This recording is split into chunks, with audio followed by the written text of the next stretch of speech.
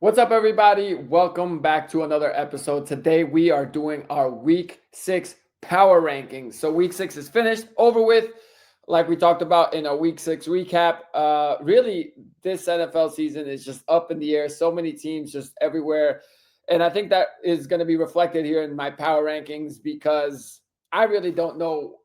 Like I said, there's not even a great team. I don't even feel great about the number one team per se. So, and you could tell me the number 5 team should be the number one team. It's just everywhere. So last week, we had Detroit at number 1. We had Denver at number 2. We had Buffalo at number 3 because they were coming off of their first loss of the season to the Patriots. We had Philly at number 4. They were also coming off of their first loss of the season. And we had Tampa at number 5. Buffalo and Philly both lost again. And Buffalo on the road in Atlanta. And Philly lost to the Giants. So Philly's out. I'm just putting it like that. They're out of the top 5. And they can climb right back with a dominant win against Minnesota this week. But they're out for this week 6, point in the season. Detroit lost to Kansas City. They were the number 1 team. So what happens to that? Denver, they didn't lose, but you might as well have felt like a loss. They barely beat the winless Jets. So they were number 2 last week. I don't feel like I can put them at number 1. That didn't make me feel any better about Denver with them barely scraping by a win against the god-awful Jets. And the other team on here is Tampa. And the thing with Tampa is they won.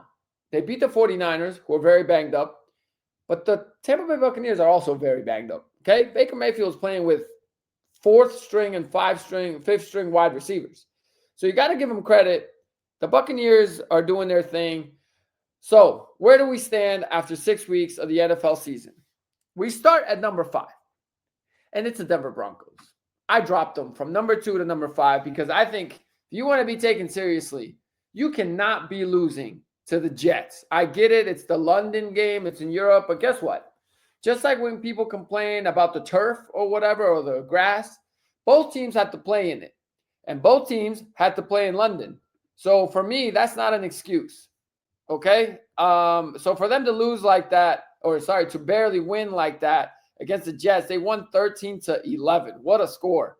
And the total net passing yards for Justin Fields, which accounts for sacks, was -10. And you barely won? That's not good. So I'm dropping the Broncos to number 5. Number 4, we dropped the Detroit Lions.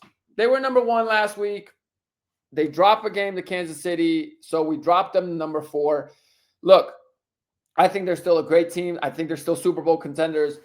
But ultimately, we got to just be serious about, this season for them. They started off looking terrible with a loss in Green Bay. They lost by 2 touchdowns, 27-13. And now then they whooped the Bears. They pretty much beat 38-30. That's a decent amount. They won at Baltimore with Lamar Jackson, so give them credit for that. But as we see, Baltimore's defense is not that good, so that win doesn't look as good as maybe in the beginning of the season you would have thought. But then they beat up on the Browns, who I think are not as bad as the Jets, but they're not good.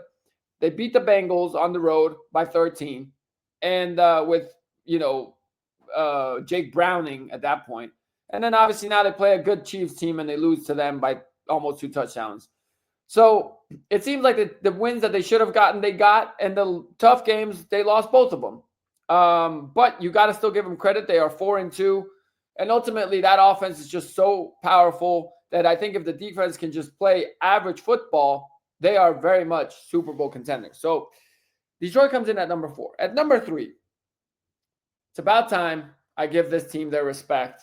And yes, I jumped them all the way to number 3. And I'm trying not to project too much because I could see us 10 weeks from now looking back like, how the hell were they in the top 5? But it's the Indianapolis Colts.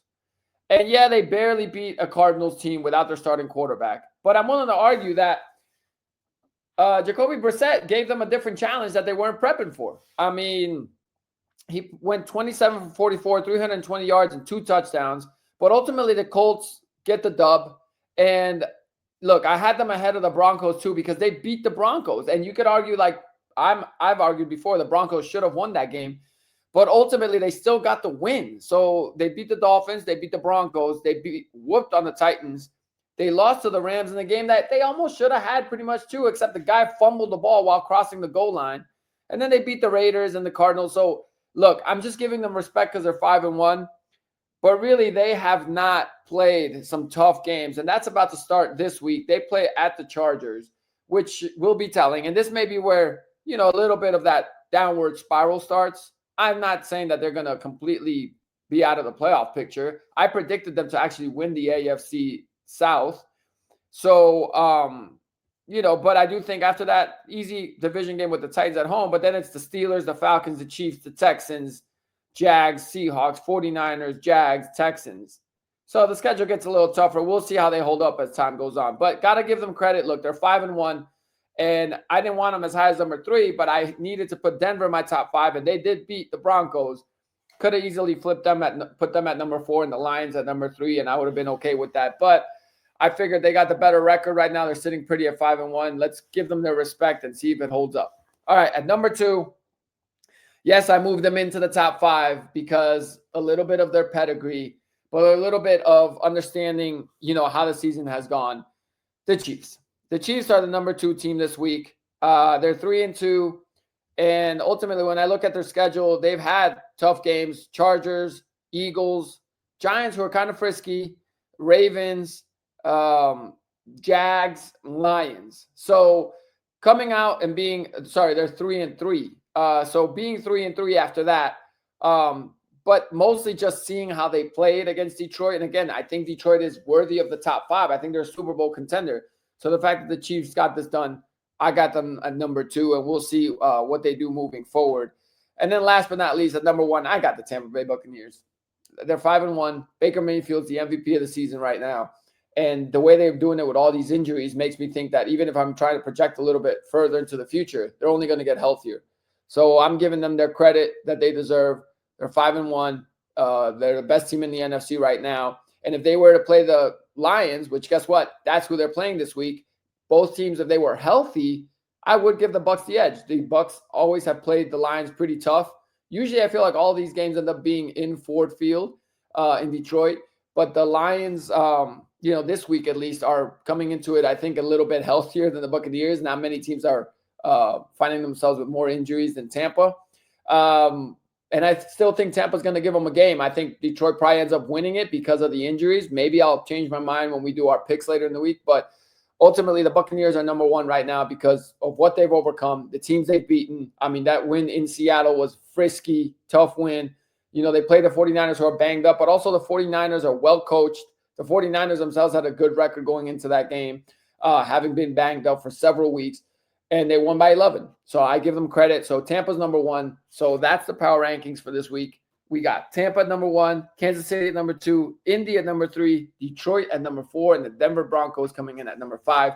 Let me know what y'all think. Comment. And, we will continue this as we approach week 7, Thursday Night Football coming at you tomorrow.